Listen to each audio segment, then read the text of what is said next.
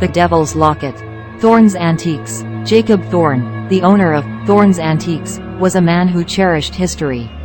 His quaint shop was located on a narrow, cobblestone street shadowed by ancient trees. The store was filled with relics from the past, each item a piece of history, meticulously curated by Jacob. He was in his 50s, with silver-streaked hair and a passion for stories of old. One dreary autumn day, a new shipment arrived at the store. Jacob eagerly opened the crates, revealing their contents. Among the items was a small, ornate locket. It was an intricate piece, adorned with strange symbols and a ruby at its center. Jacob felt a strange, inexplicable unease as he held it, but he shook off the feeling and placed it in the display case. The locket's allure. That same afternoon, a young woman named Emily Bennett wandered into the shop. Emily was a regular customer, often finding solace among the antiques. When she saw the locket, she was immediately drawn to it. Despite the unsettling feeling it gave her, she couldn't resist its charm and decided to buy it. Jacob watched her leave with a sense of relief, hoping the strange feeling would leave with the locket. But as the door closed behind Emily, the unease lingered. Something about that locket felt deeply wrong, but he dismissed it as his imagination running wild. Nightmares begin. Emily took the locket home and placed it on her bedside table. That night, she had vivid, disturbing dreams. In her sleep, she saw herself wearing the locket, standing in a dark, endless void. Whispering voices surrounded her, growing louder and more menacing until she woke up in a cold sweat. Over the next few days, strange things began to happen. Emily noticed cold drafts in her apartment and heard whispers that seemed to come from the locket. Objects moved on their own, and she often felt like she was being watched. Her once peaceful home now felt oppressive, the locket's presence growing more menacing. The first death. Emily's friend Lisa noticed her deteriorating state and decided to visit. Lisa was concerned about Emily's well-being and wanted to help her. That night, as Lisa stayed over, the atmosphere in the apartment grew colder, and the whispers turned into faint, sinister voices. In the dead of night, Lisa woke to a horrifying sight. The locket on the bedside table glowed with an eerie red light. A shadowy figure emerged from it, its eyes burning with malevolence. Lisa tried to scream, but the figure reached her first, its icy grip silencing her forever. The locket's curse. Emily found Lisa's lifeless body the next morning, her face frozen in terror. The police were baffled, unable to find any cause of death. Emily was devastated, but she knew the truth.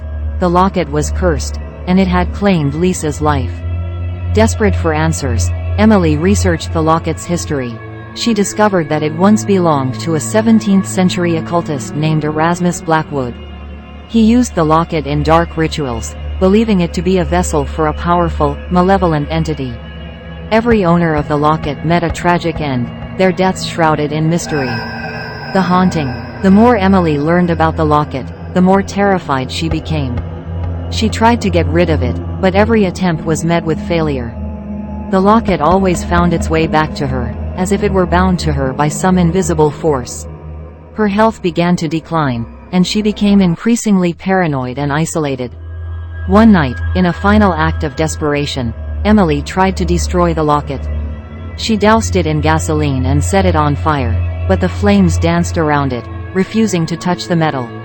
The entity within the locket grew stronger, its presence now palpable in the apartment. The second buyer. The locket mysteriously returned to Thorne's Antiques a few days later. Jacob found it on the doorstep, wrapped in a blood-stained cloth. He was horrified but felt a strange compulsion to place it back in the display case. Despite his better judgment, he hoped someone else would buy it. An elderly couple, the Carters, visited the shop and were immediately drawn to the locket. Jacob tried to warn them, but they were insistent. The Carters purchased the locket, unaware of the dark force that came with it. The Carters' demise. The Carters were delighted with their purchase and displayed the locket in their living room.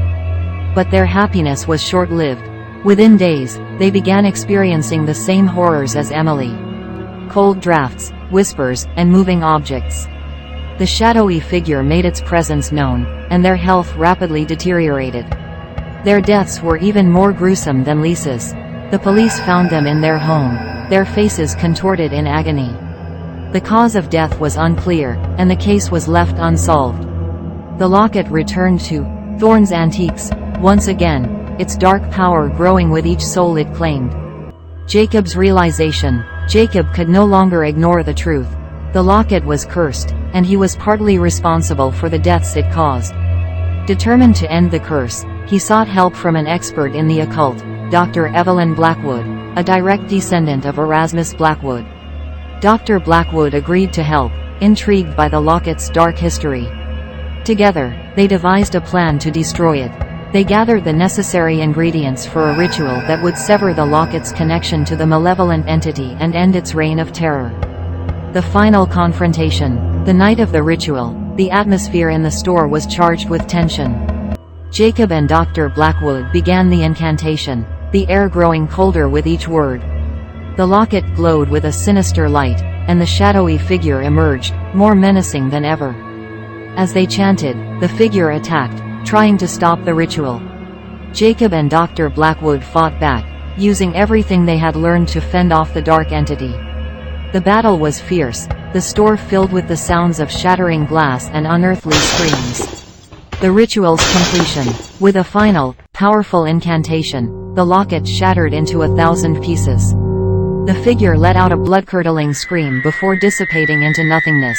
The store fell silent, the oppressive atmosphere lifting as the curse was broken. Jacob and Dr. Blackwood survived, but the experience left them shaken. The deaths were officially ruled as accidents or suicides, and Thorne's Antiques remained under suspicion. Jacob, haunted by the events, decided to close his store.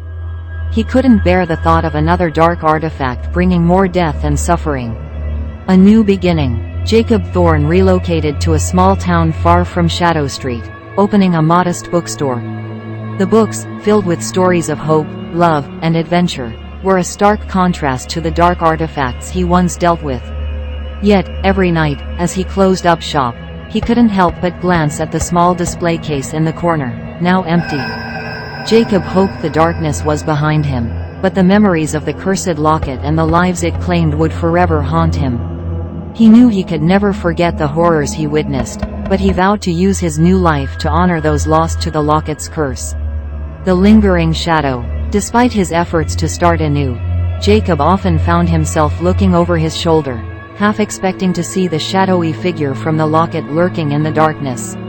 He lived in constant fear that another cursed artifact might find its way into his life. The peaceful facade of his bookstore became a fragile barrier against the memories that haunted him, a reminder of the darkness that still lurked just beyond the light. Jacob knew that true peace would always elude him, but he found solace in the stories he now surrounded himself with, tales of courage, redemption, and the enduring human spirit. The cursed locket had left an indelible mark on his soul, but in his new life, Jacob Thorne was determined to keep the darkness at bay, one day at a time. Dear viewers, if you like to watch the scariest horror stories, do subscribe, like and share our channel. Thank you.